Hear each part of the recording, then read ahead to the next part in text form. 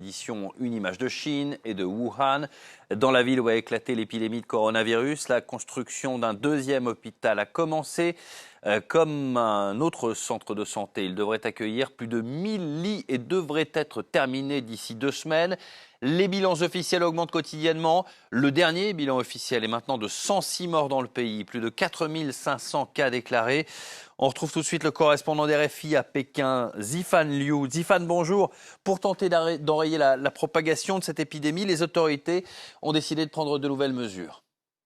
Oui, en effet, les autorités ont annoncé que plus de 4000 personnels médicaux ont d'ores et déjà été envoyés à Wuhan pour épauler le personnel hospitalier débordé sur place. En tout, c'est 6000 personnes qui devraient être déployées dans la zone sinistrée dans les prochains jours. Pékin a également annoncé que 10 000 lits seront bientôt prêts pour désengorger les hôpitaux de Wuhan. Parmi ces 10 000 lits, vous en avez parlé, on compte les 2 établissements en urgence construits dans un temps record. La Chine s'est donné moins de 10 jours pour pouvoir établir ces 2 hôpitaux de fortune qui peuvent à eux deux accueillir plus de 2000 patients. Hier, le ministère chinois des Affaires étrangères a aussi tenu une réunion avec les ambassadeurs étrangers quant au rapatriement des ressortissants en cours par plusieurs pays. La France a annoncé qu'un vol direct devrait être organisé dans les prochains jours depuis Wuhan, mise en quarantaine depuis la semaine passée. Alors Zifan, vous vous trouvez à Pékin, la capitale, et elle vient d'enregistrer son premier cas mortel.